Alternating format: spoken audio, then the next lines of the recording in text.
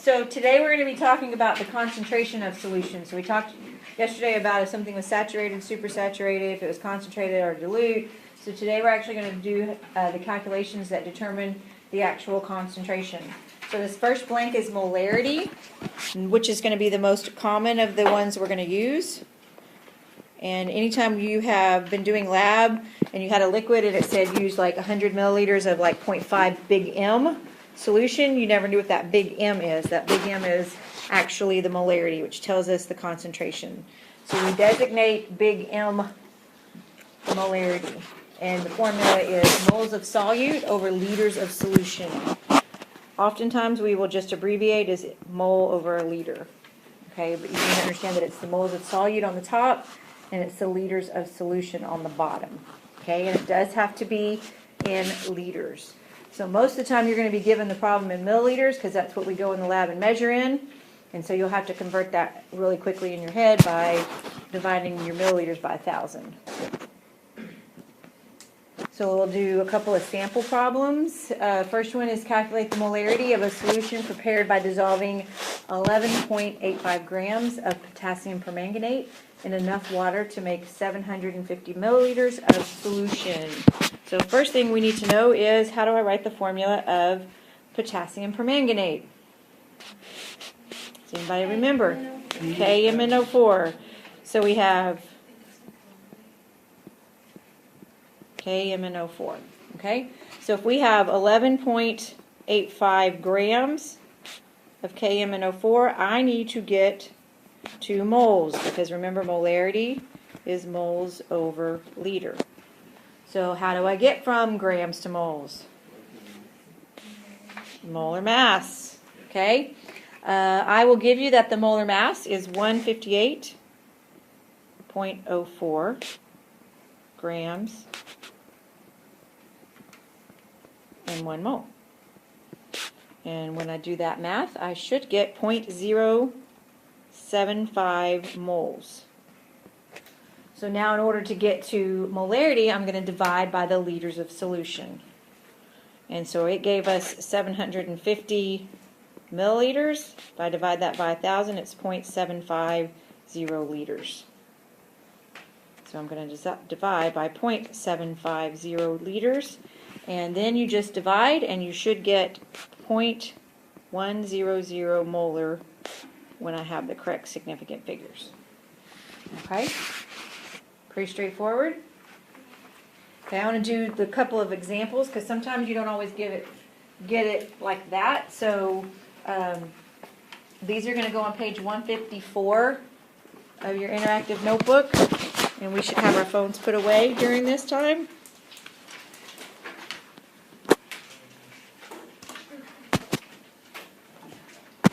Okay, so we're going to do this problem. Oh, I got to erase that.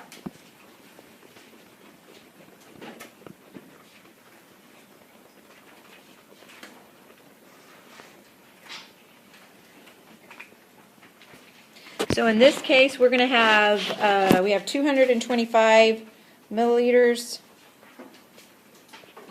of 0.175 molar sodium hydroxide. And my question is how many grams of sodium hydroxide would we need to make it?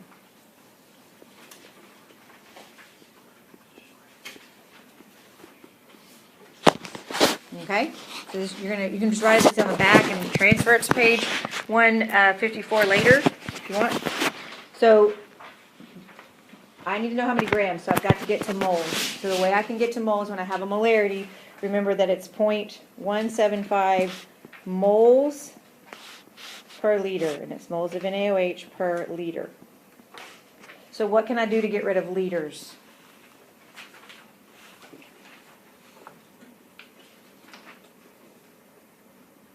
I only have one other thing in the problem. What can I do to get rid of liters? If I have liters on the bottom, how do I need to get rid of it? Put it on the top. Okay, so I'm going to take this 225 milliliters and multiply it by 0.225 liters. Okay? Then that will give me 0.394 moles of sodium hydroxide. And then how do I go from moles to grams? Molar mass. So I take moles of sodium hydroxide. And you can do it all in one step. I just was running out of room. Times the molar mass of sodium hydroxide is 40. So I would need 15.8 grams of sodium hydroxide. So to make that solution, I would mass out 15.8 grams of sodium hydroxide, and I would add it to 225 milliliters of solution of water, and I would get the 0.175 molar. So that's one example.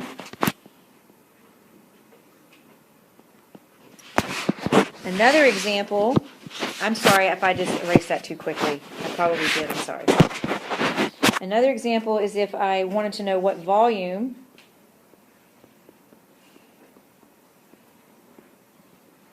would be added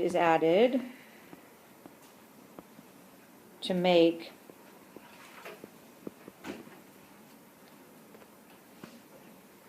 .250 molar if all I have is 48.5 grams of salt. So I have 48.5 grams of salt. I want to make a 0.25 molar solution. How much water would I need to add? Okay, so first thing I need to do is convert grams to moles.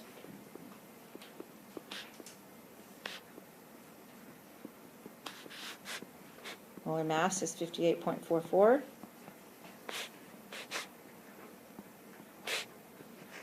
So I got rid of grams. Now I can get rid of moles by using the molarity, because molarity is moles per liter. So I would say 0.25 moles on the bottom per 1 liter on the top.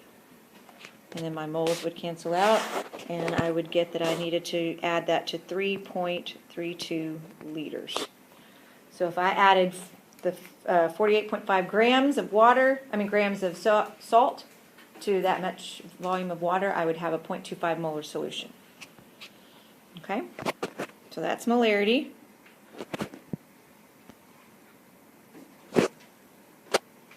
That's your molarity practice. So then we're going to talk about concentration of ions, which is a concept that's going to be very important for us to do as we go forward from this point on.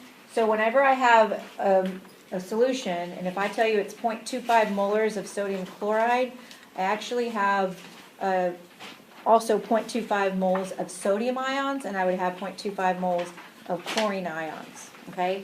But what happens is when they break apart and it's not even, this is where kids get a little bit confused. So when the calcium chloride breaks apart, it gives me 1 calcium and 2 chlorine ions. When sodium phosphate breaks apart, it's giving me 3 sodium ions and 1 phosphate ion. And that affects the concentration of the individual ions. So if I had calcium phosphide, let's review how we write formulas. How do I write the formula for calcium phosphide?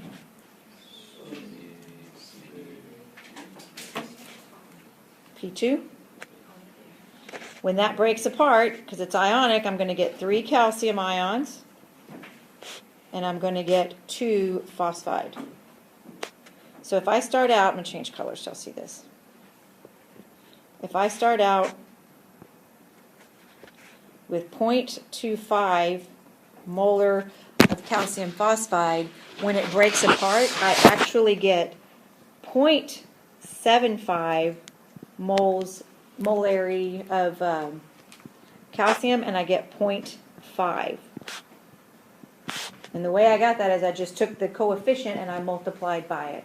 So when that particular thing breaks apart, I actually get 0.75 molarity of calcium, and I get 0.5. So all I did was take the coefficient here and multiply. For silver sulfite, you have Ag2SO3. When it breaks apart, you get 2 silver plus 1 sulfite. So if I start out at 0.33 of the total, that means I would have 0.66, and then for the sulfite I would just have 0.33.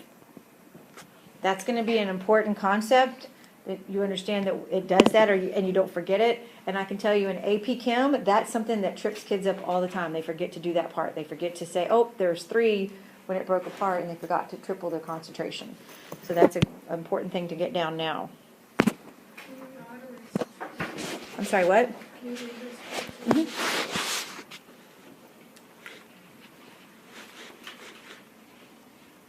Does anybody have a question on that?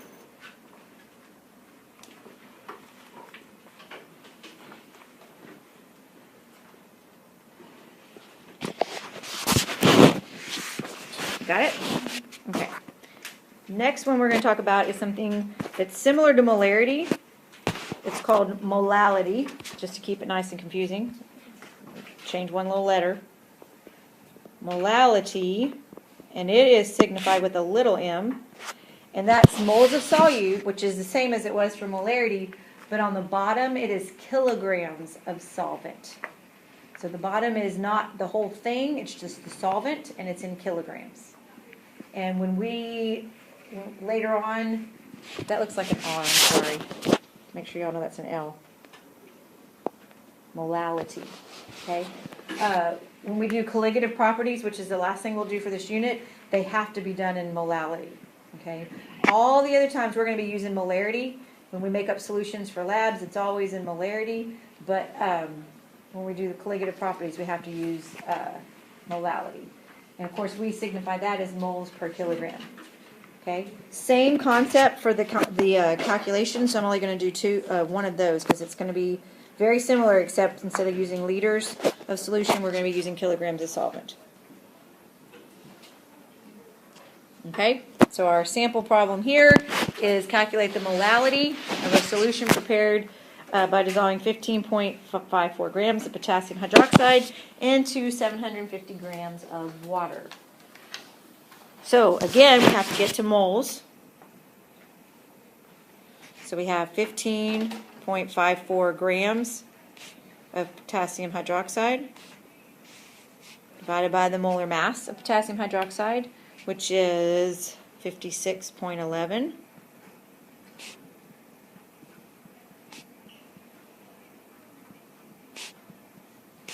So that gives us 0.2770 moles. And then I'm going to divide that by the kilograms of solvent. If I have 750 grams of water, there's 1,000 grams in a kilogram, so divide by 1,000, so you get 0.75 kilograms. And then your molality is 0.369, little m. So pretty much the same concept, it's just something different on the bottom.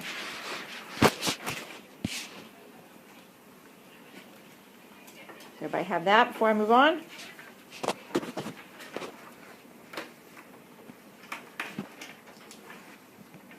That's for left side, you already have that.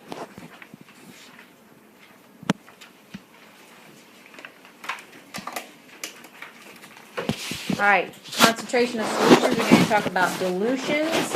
And dilutions are something that we do a lot of in the lab, is when we have something concentrated. Like we buy all of our acid in a concentrated solution because it's cheaper and it's easier to store, and then we dilute it, okay?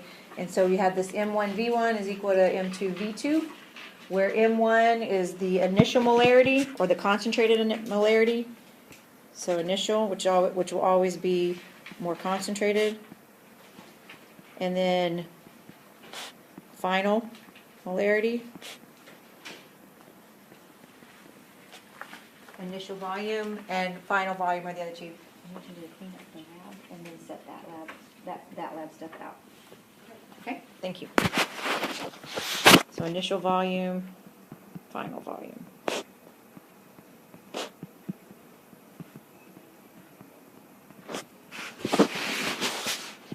And this example is how would you prepare 485 milliliters of 0.39 molarity solution of NaCl when all you have is a 1 molar solution.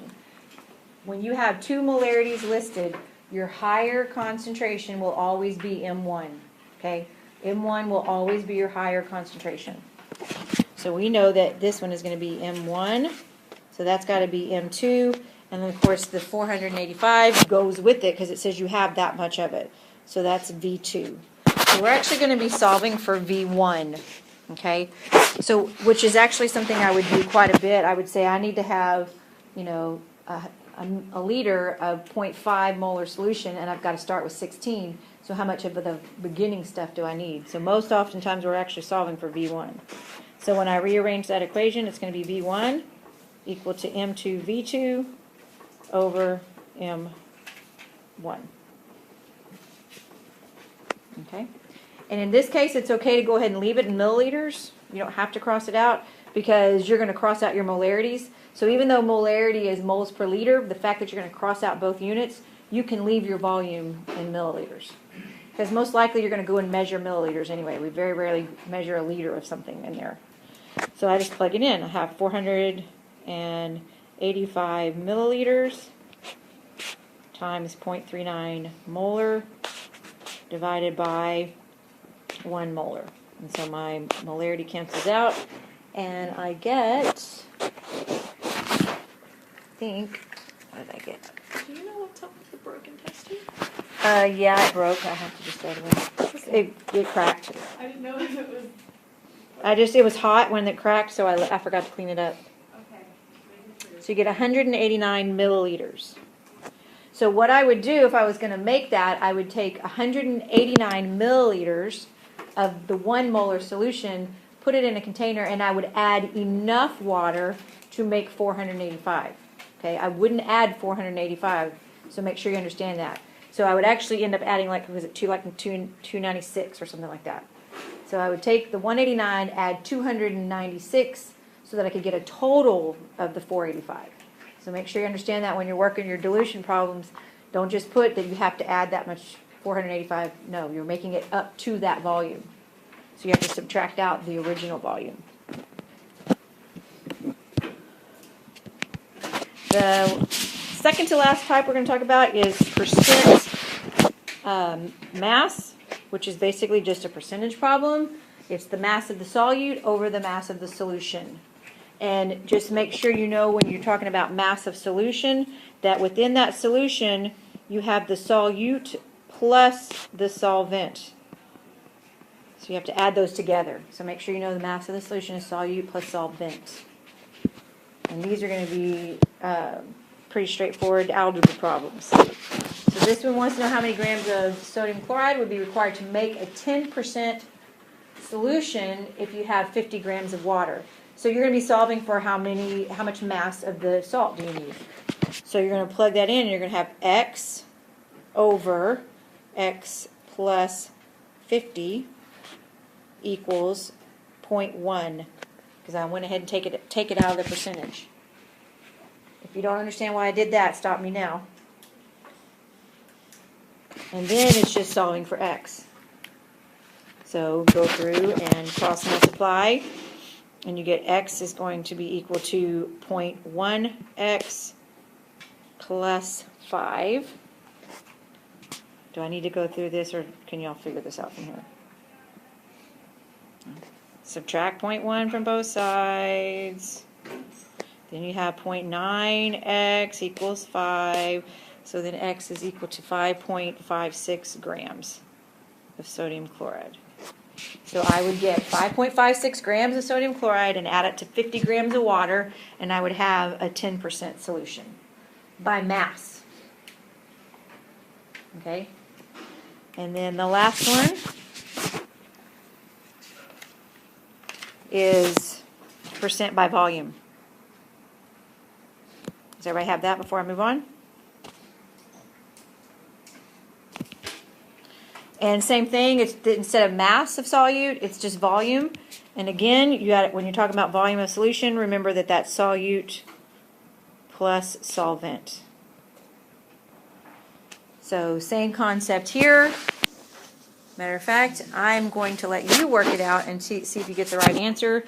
I'm going to tell you that it's 100 milliliters should be your answer. So I'd like you to try it and tell me if you get it. But I'm going to stop the video here.